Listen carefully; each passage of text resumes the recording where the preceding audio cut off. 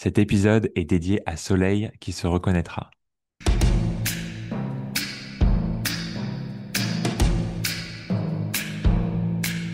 Et surtout à cause de votre mauvais caractère. Oh, quel caractère! Quel caractère! Mauvais caractère, mais joli nez. Très joli nez! Bonjour à toutes et à tous et bienvenue pour ce nouvel épisode un peu spécial consacré à la thématique devenir résident permanent canadien. Alors pour vous raconter cette histoire, je dois remonter aux prémices au mois de janvier 2020, au moment où le Covid éclate à Wuhan. Donc, à cette époque, je suis dans le dortoir de l'Académie du cinéma de Pékin. Et bien que je me situe à plusieurs centaines de milliers de kilomètres de Wuhan, très rapidement, mon quotidien va basculer. Pourtant, tout va pour le mieux dans le meilleur des mondes, puisque je suis étudiant en master dans une académie de cinéma. Je passe mon quotidien avec des étudiants passionnés et passionnants. J'ai obtenu la bourse du gouvernement chinois et je donne par-ci par-là des cours de français bien rémunérés. Et donc, je suis convaincu que je vais rester encore plusieurs années à Pékin, puisque c'est là que j'ai constitué mon réseau d'amis et mon réseau professionnel.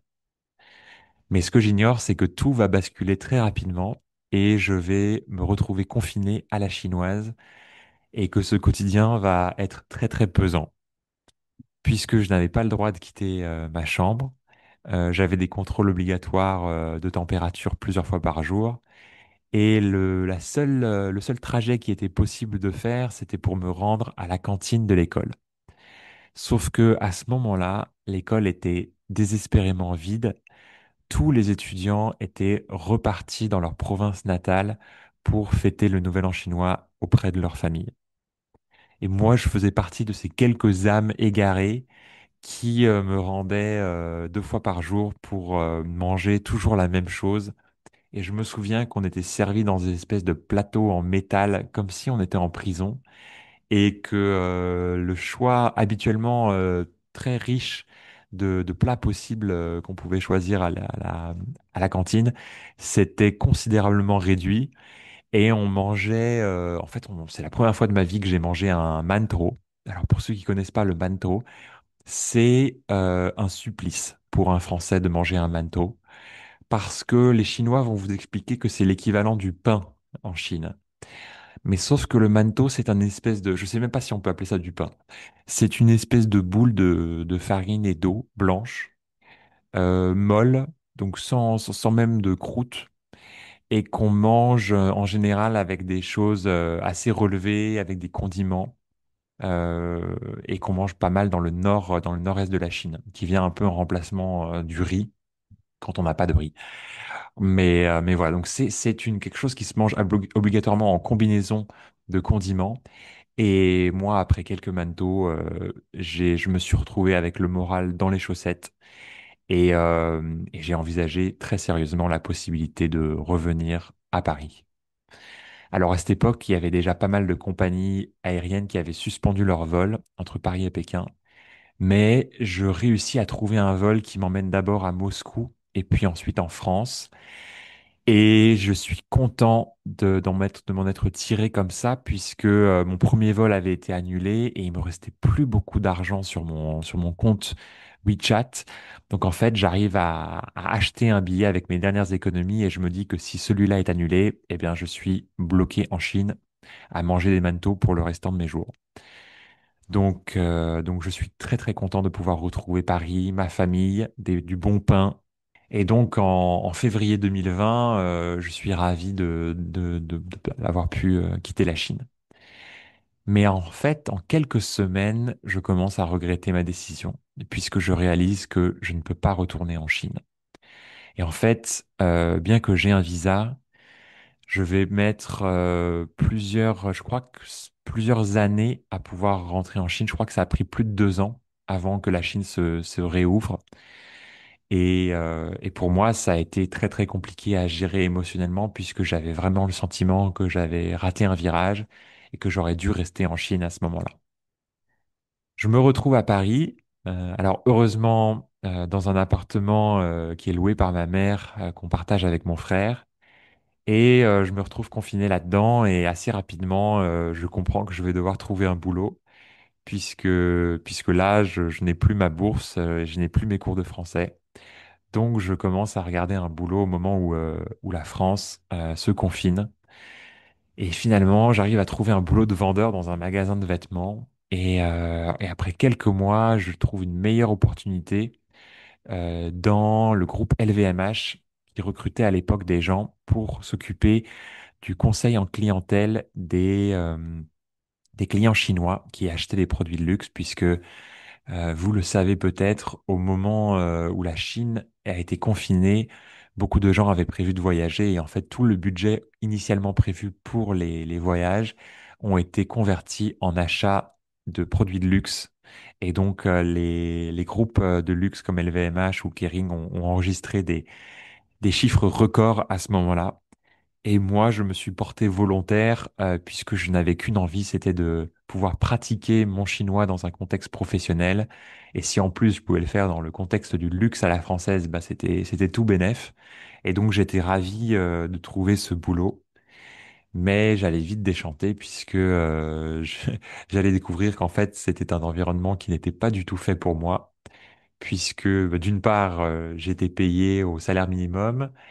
Et en plus, j'étais pas du tout valorisé, alors que j'imaginais qu'on allait m'accueillir les bras ouverts en étant le Français qui avait réussi à apprendre le chinois. En fait, pas du tout. Les gens étaient plutôt méfiants et on me demandait plutôt des questions pour me dire, mais est-ce que c'est vrai? Est-ce que ça cache pas quelque chose? Et plusieurs fois, en fait, je me suis retrouvé face à des gens qui n'avaient aucune confiance en moi et qui pensaient juste que je m'étais inventé une langue sur mon CV. Donc, je réalise assez vite que ce boulot n'est pas fait pour moi. Et comme je vois que la porte chinoise est fermée et va le rester, j'envisage plutôt de partir de France pour aller dans l'autre direction, pour rejoindre mon frère qui s'est installé à Montréal. Et lui m'informe que c'est une ville qui recrute beaucoup à ce moment-là, puisque avec le confinement, beaucoup de gens passent plus de temps sur les plateformes à regarder des films et des séries. Et donc, les studios installés à Montréal embauchent énormément de gens pour des nouveaux projets et des nouvelles productions. Et donc, moi, je suis bientôt diplômé, puisque je vais être diplômé en juin 2021. Et en fait, au mois de mars, je passe un entretien pour une boîte qui s'appelle MPC et très rapidement, je suis embauché comme assistant de production, donc qui est vraiment l'échelon tout en bas dans un studio d'effets spéciaux et d'animation. Et donc je me dis que c'est parfait puisque ça va me permettre de faire mes armes pour devenir éventuellement producteur dans l'animation. Donc au moment où j'obtiens ce boulot, je suis assez enthousiasmé puisque c'est une époque où, en obtenant ce boulot, j'obtiens directement un PVT de 2 ans. Donc ça veut dire que ce précieux sésame me donne la possibilité d'aller passer 2 ans au Canada, soit en travaillant, soit en voyageant. Donc évidemment, moi, je pars plutôt dans la perspective de travailler puisque je n'ai pas, je n'ai pas les moyens de voyager. Mais voilà, ça m'offre un nouvel avenir et je me dis que c'est la bulle d'air dont j'ai besoin pour retrouver un peu de liberté dans mon quotidien. Mais pour arriver à ce voyage-là, j'ai encore une embûche qui se trouve en travers de mon chemin, puisque pour partir au Canada, j'ai besoin d'une preuve d'avoir un casier judiciaire vierge en Chine. Et ça, c'est un papier qui va être très compliqué à obtenir. Alors après quelques semaines de tentatives auprès du consulat, de l'ambassade, etc., je réalise que je vais devoir passer par quelqu'un qui se situe sur place. Et donc j'envoie auprès de mon réseau WeChat, j'envoie un message, vraiment une message comme une bouteille à la mer, où j'écris en chinois en disant Vanang. Donc Vanang, c'est l'équivalent qu'on pourrait dire tout puissant. Donc je dis, comme si c'était une prière à WeChat, je dis, Oh WeChat tout puissant, est-ce que tu connais quelqu'un qui serait en mesure d'aller demander à ma place un certificat d'un casier judiciaire vierge en Chine? Et là, j'envoie ce message-là en espérant qu'une bonne âme va accepter de m'aider, parce que je connais pas mal de gens à Pékin et que je me dis que bah, j'ai des amis là-bas qui potentiellement peuvent faire le déplacement.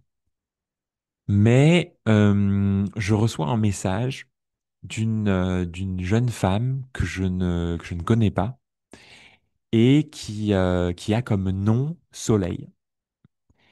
Et on commence à discuter et elle se propose de m'aider. Et là, je lui demande, mais comment est-ce on s'est rencontrés? Comment est-ce qu'on s'est ajouté sur WeChat? Et là, elle me rappelle que j'ai donné une présentation quelques années auparavant dans le cadre d'un cercle francophone sur l'histoire de l'animation française. Et donc, j'avais été invité en 2019 par la présidente de ce cercle francophone à faire une présentation sur une thématique libre. Et j'avais choisi de parler des origines de l'animation française et des grands films de l'animation française de ses origines à aujourd'hui. Et cette jeune femme avait fait le déplacement. Et en fait, à la fin de cette présentation, elle avait entendu pendant la présentation que j'avais été diplômé de l'école de commerce de Reims. Et en fait, elle vient me voir et elle me dit, ah, mais moi aussi, je suis allé à Neoma, j'ai fait mes études à Reims et ensuite je suis rentré en Chine. Et en fait, on s'ajoute sur WeChat et c'était la seule interaction qu'on a eue dans la vraie vie. Et puis après, on s'était jamais reparlé, donc voilà, ça m'avait pas marqué plus que ça. Mais là, très gentiment, elle me dit, bah écoute, ça me ferait plaisir de t'aider. Dis-moi ce que je peux faire et puis je vais essayer de trouver le temps pour aller faire la demande. Et donc elle a vraiment été extraordinaire puisque elle est allée sur les temps de ses pauses déjeuner dans un premier commissariat local pour obtenir des informations, puis ensuite au commissariat central pour prendre rendez-vous, ensuite retourner au commissariat central avec toutes les pièces justificatives. Et donc en fait, elle s'est occupée de cette pièce comme si ça avait été ma mère. Et en quelques semaines, je crois que ça a pris peut-être 3 mois, j'ai réussi à obtenir ce certificat en chinois que j'ai dû faire traduire et authentifier pour le soumettre auprès de l'immigration canadienne. Et en fait, la veille, au moment où je reçois ce document en chinois, j'obtiens aussi une nouvelle de l'immigration canadienne qui me dit votre dossier n'est plus valable. Donc, c'est-à-dire que vous avez obtenu d'abord le PVT, mais vous avez attendu trop longtemps pour fournir toutes les pièces justificatives. Donc, nous considérons que notre offre ne tient plus. Et donc, vous n'avez plus accès à ce permis vacances-travail. Donc là, le monde s'effondre, puisque d'une part, j'espérais que le boulot que j'avais obtenu, bah, qu'on allait pouvoir m'attendre, puisque ça faisait déjà plus de 3 mois que j'avais eu l'entretien et ils m'avaient fait comprendre qu'ils avaient besoin de quelqu'un d'assez rapidement. Donc d'une part, je voulais absolument que cette offre de travail soit toujours valable, mais d'autre part, là, on m'annonçait que toute la possibilité de venir au Canada s'effondrait. Et donc là, je me suis dit, oh my God, mais c'est pas possible. Je viens d'obtenir ce sésame, et donc je fais une demande en soumettant le document en chinois et la traduction authentifiée que j'avais réussi à obtenir assez rapidement en payant un supplément. Et donc je resoumets tout ça. Et là, finalement, l'immigration canadienne accepte de, de recevoir mon dossier et de me donner un rallongement de cette période de validité. Et donc, finalement, après avoir soumis et payé tous les frais, je suis autorisé à atterrir au Canada au mois de juillet 2021. Alors, j'arrive à Montréal et je commence à bosser pour un studio qui s'appelle MPC, qui était assez réputé dans le secteur pour être un petit peu le cauchemar de tous les artistes. Personne ne voulait aller travailler là-bas parce que c'était un endroit où les conditions de travail étaient extrêmement dures, à la fois du côté artistique et du côté de la production. Et moi, je me retrouve vraiment en bas de l'échelle comme assistant de production payé 35 000 dollars canadiens par an à faire des semaines de 40 heures où je commençais, je crois que c'était à 8 heures du matin et on commençait très très tôt puisque on devait faire des réunions avec l'Inde où je devais coordonner les réunions en Inde et puis ensuite planifier des réunions toute la journée jusqu'à tard le soir. Donc c'était des conditions de travail rocambolesques où je devais avoir une dizaine de réunions par jour. Et moi, j'étais chargé de prendre des notes dans toutes les réunions et de m'assurer que la communication fonctionnait du mieux possible entre trois pays, puisque c'était à la fois entre Londres, Montréal et l'Inde. Donc c'était épouvantable. Et en fait, le premier meeting que j'ai, c'est un meeting de onboarding. Et là, je rencontre la personne qui va m'onboarder, la personne de Max, et qui m'annonce, après 2 ou 3 minutes de discussion, que lui vient de poser sa démission après 2 ou 3 mois, je crois. Et donc là, je commence à comprendre que je suis peut-être pas arrivé dans les meilleures conditions. Et moi, en fait, j'allais démissionner aussi 3 mois plus tard. Mais voilà, Max, que j'embrasse, qui est devenu un de mes meilleurs amis depuis. Et donc voilà, quand j'ai finalement obtenu un meilleur boulot dans un autre studio, et donc après 3 mois, je suis parti. Mais oui, c'était des conditions de travail qui étaient assez rocambolesques. Finalement, ensuite, je vais dans un studio canadien qui s'appelle Tonic. Et, euh, et assez rapidement, j'obtiens une promotion pour être non plus assistante de production, mais pour être 2 échelons au-dessus, en fait. J'aurais dû me méfier. Mais on me propose de remplacer un project manager, donc d'être chef de projet, donc d'être non pas assistant, non pas coordinateur, mais la personne qui s'occupe de gérer à la fois les assistants et les coordinateurs. Et j'accepte ça avec grand plaisir parce que je me dis, ah, mais c'est génial, je me sens valorisé. En plus, j'ai le sentiment que le fait de parler chinois a aidé pour obtenir cette promotion. Mais sauf que très rapidement, je vais aussi déchanter puisque l'équipe des coordinateurs, évidemment, me voit débarquer de nulle part et je me retrouve à être leur supérieur hiérarchique alors que je ne connais ni le projet ni la boîte. Et donc, ça se passe très mal et je finis par me faire virer à la canadienne, peut-être 6 mois plus tard. Donc, 6 mois plus tard, j'ai je crois que c'était un mardi matin vers 11h30, je vois un petit meeting qui pop dans mon calendrier. Et puis là, on me dit, tu as 1 heure pour dire au revoir et à 14h, tes accès seront bloqués.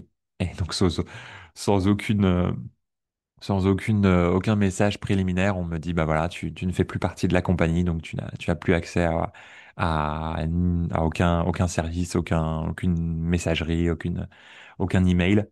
Donc voilà, j'ai à peine le temps de faire un petit message d'au revoir et de laisser mes coordonnées pour certains de mes collègues. Et puis les choses s'arrêtent comme ça. Et puis ensuite, heureusement, j'arrive à rebondir dans un studio français qui s'appelle Micros. Et là, je me retrouve embarqué dans une très belle aventure à travailler comme coordinateur de production sur les Tortues Ninja. Et je vais travailler là-bas pendant plus d'1 an et demi avec mon petit frère qui lui sera dans l'équipe de compositing. Et c'est là aussi que je vais rencontrer ma copine. Donc c'était voilà, ça a été une super expérience et j'étais très content de pouvoir vivre ça. Et après plusieurs mois de travail au Québec, je pense être dans la position où je peux postuler pour la résidence permanente canadienne. Et donc je constitue mon dossier et finalement j'obtiens un refus puisque je réalise que la législation a changé et que on me demande non pas une année de travail à temps plein, mais 2 années. Et donc, je me retrouve un petit peu bloqué puisque je n'ai qu'1 an et demi et surtout, je n'ai plus de boulot puisque à Montréal, la grève des scénaristes américaines se fait sentir et il n'y a plus de projet. Les contrats ne sont pas renouvelés et le mien a expiré depuis le mois de juin. Donc, je me retrouve sans boulot et je me retrouve aussi avec un PVT qui va bientôt expirer. Et donc, ce qui signifie que je peux éventuellement demander une extension de PVT, mais je ne peux pas prétendre à un boulot. Donc, je suis censé être au Canada, mais je n'ai pas le droit d'impacter le marché du travail canadien. Donc, d'une part, je n'ai pas suffisamment de temps cumulé en termes de temps de travail, et en plus de ça, je n'ai bientôt plus l'autorisation de travailler. Donc, les choses se compliquent, et c'est à ce moment-là où je décide de partir à Vancouver, donc de l'autre côté du Canada, sur la côte ouest. Et la raison pour laquelle je pars là-bas, c'est un petit peu difficile à expliquer. Je pense que ça a été plus une impulsion qu'autre chose. J'y étais allé avec ma copine pendant l'été un an avant. J'avais beaucoup aimé cette ville. J'avais aussi constaté que c'était une ville où il y avait une très très grosse influence chinoise. Et puis c'est une ville magnifique où il y a à la fois l'océan, les montagnes, beaucoup de nature. Donc j'avais été très très séduit et c'était un peu un choix coup de cœur où je m'étais dit, bon, bien que c'est une ville qui coûte très cher, bah, c'est là où j'ai envie d'aller. Et donc je me suis pas posé tant de questions que ça. Je me suis juste dit, allez, on y va. Et surtout, je me suis dit qu'en fait, j'avais besoin de m'installer dans une ville canadienne qui ne soit pas au Québec, puisque le Québec est la seule province qui demande 2 ans de travail cumulé, là où les autres provinces demandent une seule année. Donc en fait, c'était surtout ça, la stratégie, c'était de redemander la carte de résidente permanente, mais depuis une autre province. Donc je quitte le Québec et je vais m'installer à Vancouver. Et là, les choses se compliquent puisque c'est une ville qui coûte très cher et c'est une ville où je n'ai pas le droit de travailler. Je peux rester uniquement en touriste. Donc, si éventuellement je travaille, je peux travailler si je trouve de l'argent qui ne soit pas de l'argent canadien. Donc, je dois gagner de l'argent en dehors du marché du sol canadien.